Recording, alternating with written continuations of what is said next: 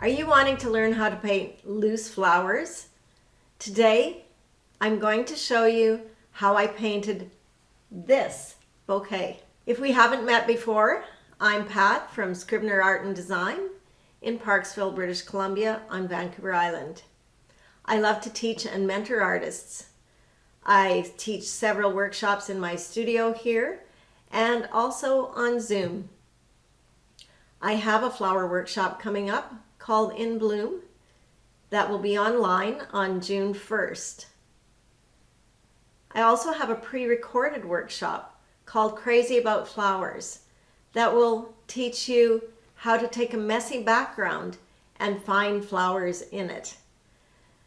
If this is something that you're interested in, check out the links in the description. I want to also mention that I have one space available in my online mentorship at Mastrius. Mastrius is a global community that gathers artists together to learn and be mentored by masters. And there is one spot available if you're interested in joining. We meet on the third Tuesday of every month from 4 to 6 Pacific time. That's going to be 7 o'clock Eastern time and around 9 in the morning in Australia. So hop on if you want to be mentored by me. It's for aspiring artists, and this week we'll be talking about color. I'd like to take a moment to thank all of you who have supported me on Buy Me a Coffee. It means a lot to me, and it helps me to continue to produce these videos. So thanks so much. And if you haven't made a small donation, please consider it. I would be ever grateful. So without further ado, let's get on to the video and create a bouquet.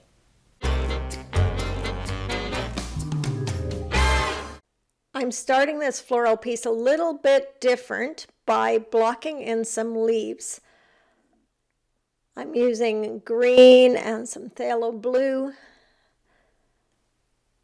And I'm just going to randomly place some leaves around on my canvas.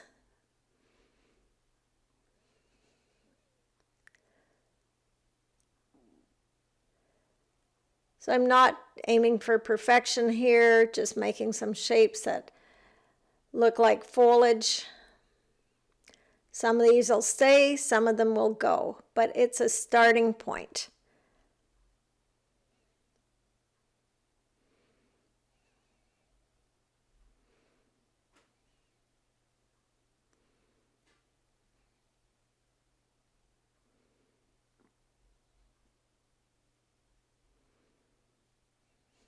Putting a little bit of shading in some of the leaves. I don't want them to be all the same color or totally flat, so dipping into two colors, the green I've mixed up and the phthalo blue, just for a little bit of variety.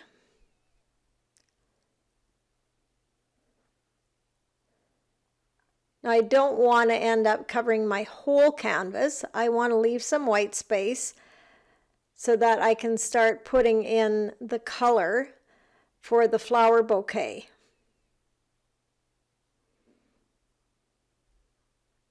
I'm working on a 20 by 20 inch canvas here, and I am using a Liquitex paddle brush.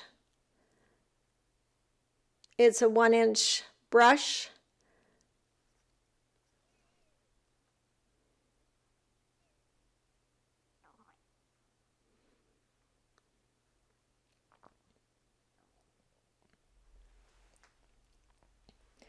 I'm putting the excess paint on another panel, thinking about it becoming florals as well. So just putting more leaf shapes, cleaning out my brush. This is a great way of using up your paint. Now I have a household sponge, and I'm coming back in on the canvas, just sponging some color around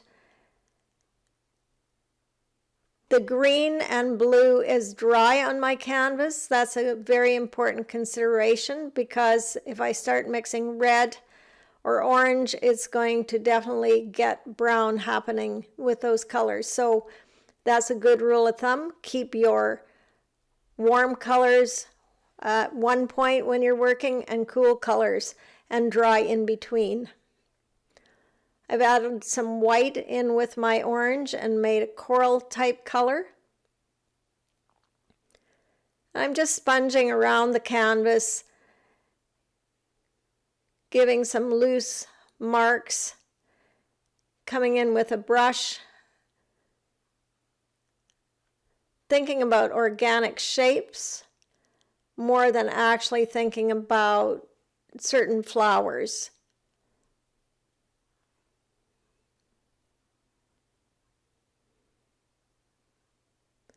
It was wet in that area, so you saw that I picked up some of the green paint from underneath.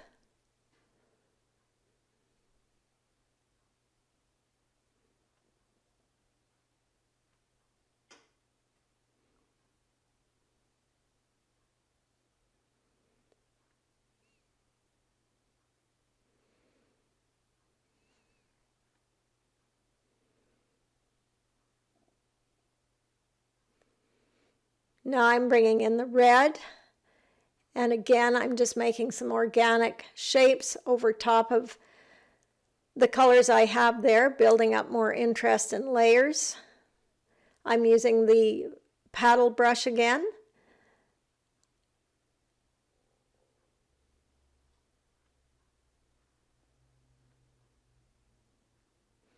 Now I'm adding some with a palette knife. So I like using a variety of tools to get a variety of marks. Variety is important so that things don't start looking too boring, I guess, and just keeps things interesting. So back to the paddle brush. You see me turning it in different directions using the paint on both sides. And I've got some opaque paint here. I've mixed up some lighter color. Just kind of daubing it around, thinking about flowers and the fact that a lot of them are rounded shapes, but not really putting in any kind of definition. That will all come later.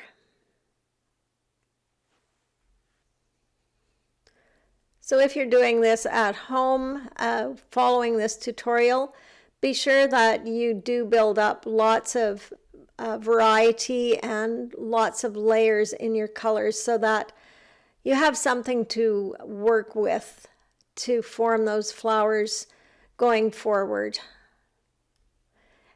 Also, don't be scared to cover up some of those green leaves. You don't have to keep everything. That was just kind of a jumping off point to get started.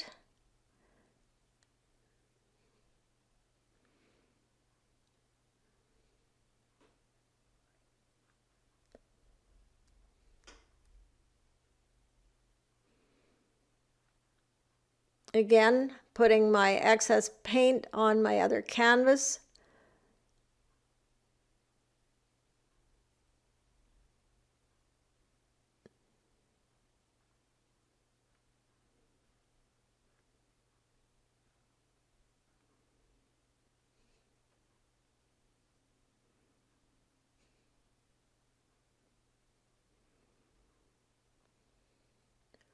So I'm going to put a vase shape in here and a table.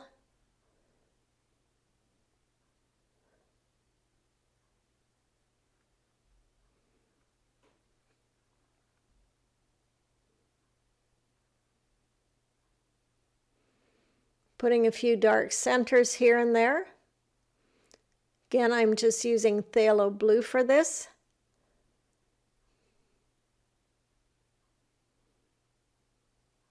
Putting in a water line.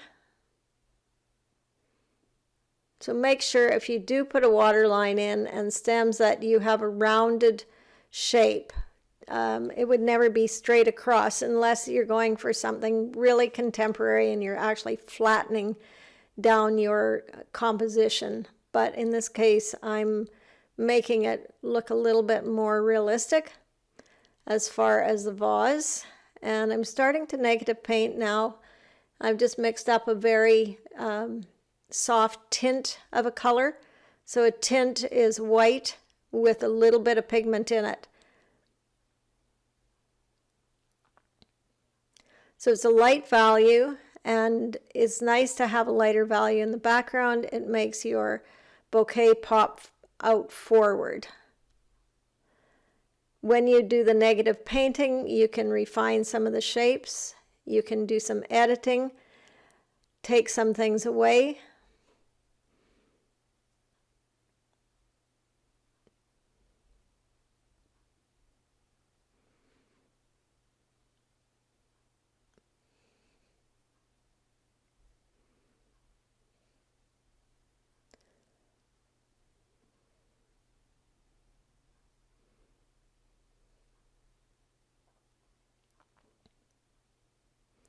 So right now this bouquet isn't looking like too much, other than a big blob of color with some leaves coming out. But as we continue progressing on it and refining our shapes and forms and adding and subtracting, I hope it comes together.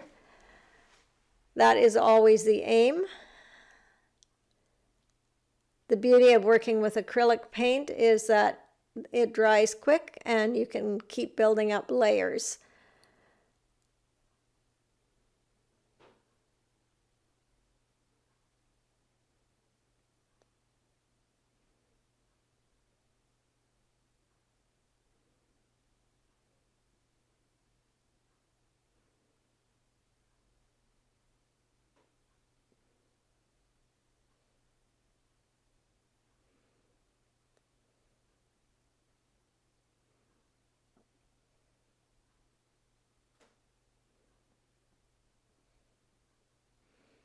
So adding some more negative space on this side, just to give it a little calmness.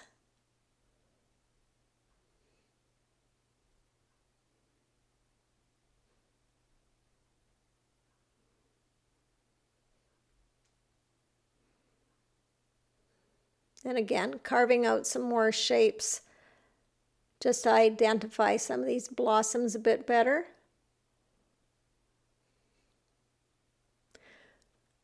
You do need to rely on your imagination to do this, and you can also rely on some photo references or a real bouquet of flowers as well.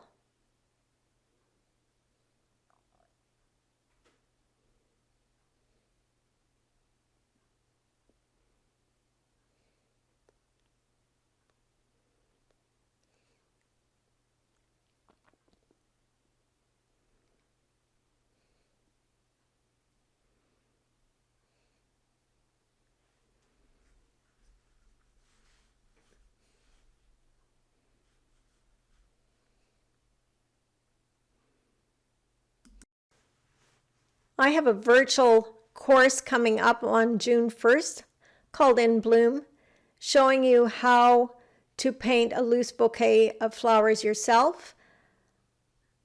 You'll get lots of guidance and feedback to help you move your paintings forward. I'll leave the link in the description below for you to check it out, and if you want to sign up, it's easy to do, and I look forward to having you in a workshop.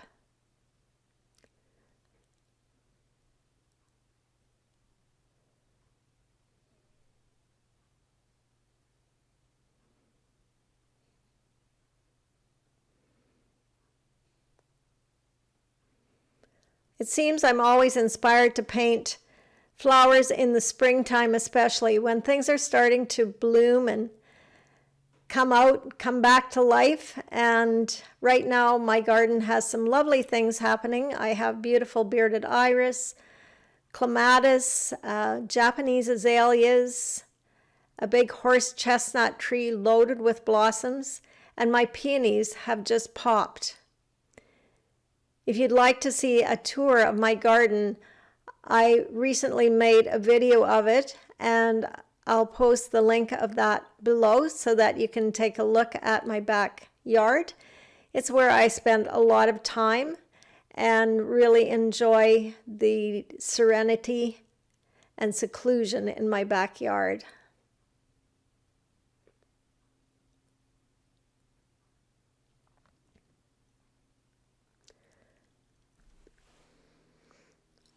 I'm coming back in and painting the table area using teal, Golden's teal color. This is not the cobalt teal, but just teal. And there was a while where cobalt teal was discontinued, and it was one of my favorite colors, but it was replaced with this teal color, which is a lot less money, and now cobalt teal is back on the market, but I've become very used to using this color now, and I quite enjoy it, so I'm going to stick with that. For the price point, it's a lot less money. Putting in a little shadow here, and I put a little highlight on the vase. I decided to paint the vase in just because this big bouquet needed more visual weight. Coming back in with a few dark spots again,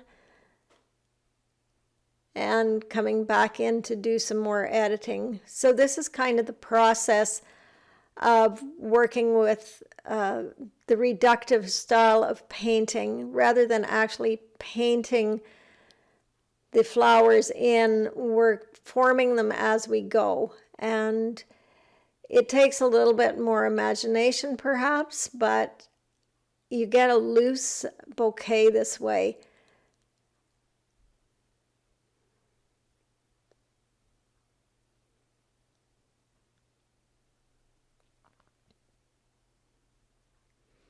Now, I did paint this in a workshop as my demonstration painting.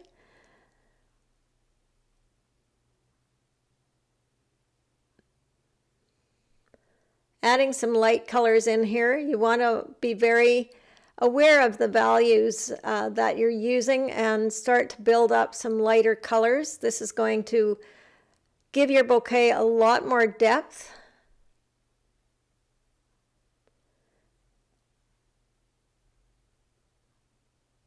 It's going to make the colors underneath look like there's flowers in behind there with actually not having painted them.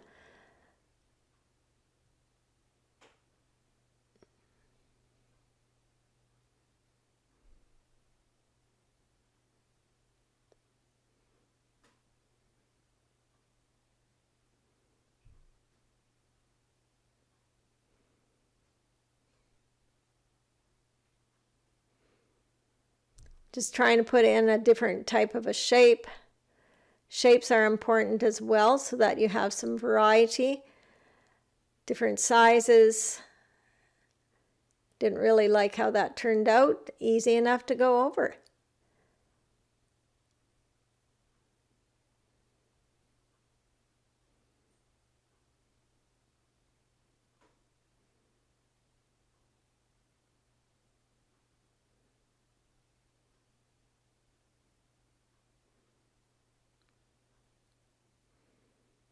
When you're working with cool and warm on your palette, you want to make sure that you don't end up with a 50-50 split, that you end up with something that either looks like a cool painting or a warm painting.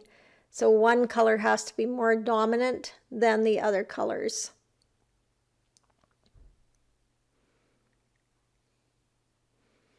So again, doing some more editing.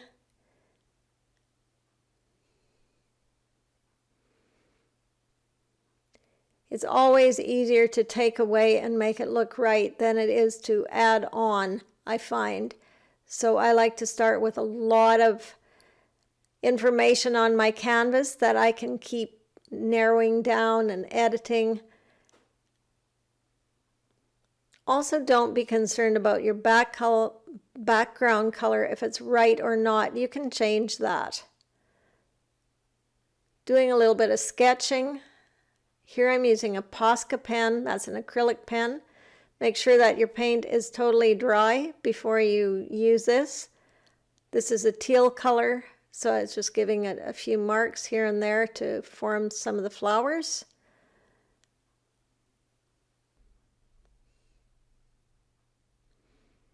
Coming back into the leaves, adding a little bit more to them.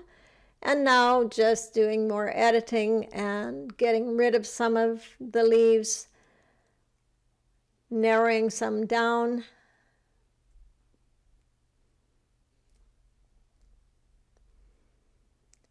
Eventually, after many changes, you do get to the end of your painting.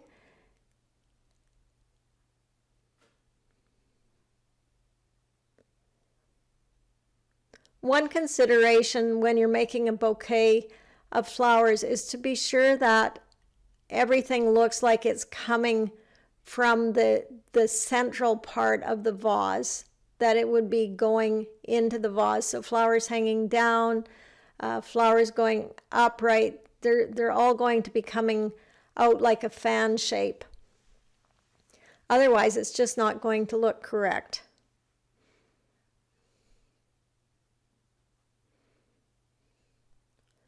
So again, more editing going on over here. When will it ever end?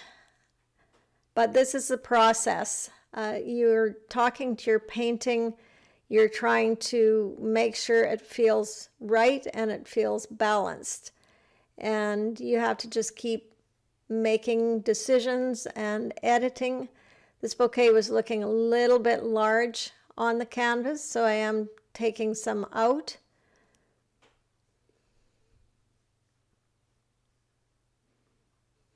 I'd like to thank everyone who has also supported me on Buy Me a Coffee. It really means a lot to me. It helps me to be able to buy art supplies and upgrade my video equipment when I collect enough money. So if you are enjoying my content and it's something that you can make a small contribution towards, that would be much appreciated. The link is in the description below.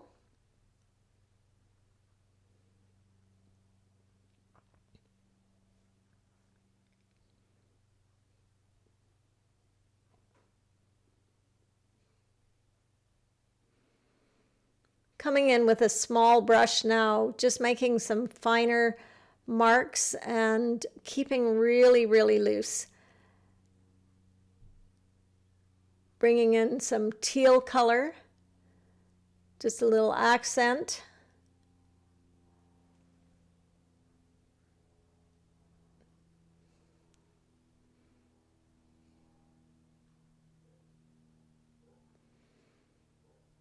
I should also mention that I have a little PDF guide that you can get called 7 Tips to Loosen Up Your Painting.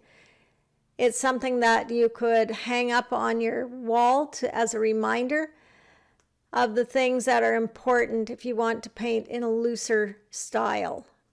This is one of the tips, is standing back and holding your brush near the end.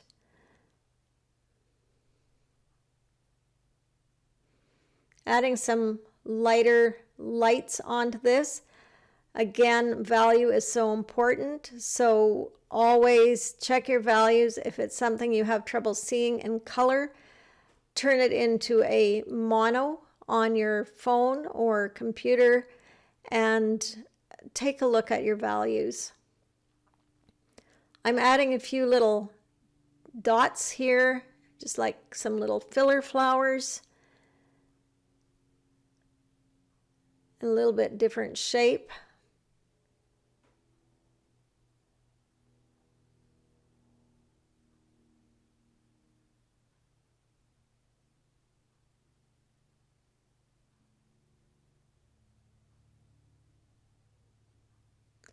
Also keep your brush moving around your whole painting.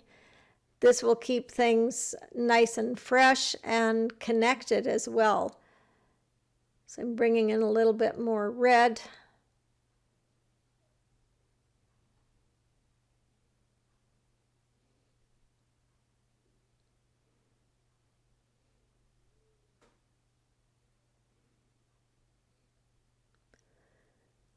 So let me know if you are enjoying these floral videos and if you would like to see more of them, or if you would like some tutorials on painting maybe some specific flowers. I noticed today I had a gorgeous poppy bloom in my yard, and it is certainly inspiring me to maybe make a poppy painting.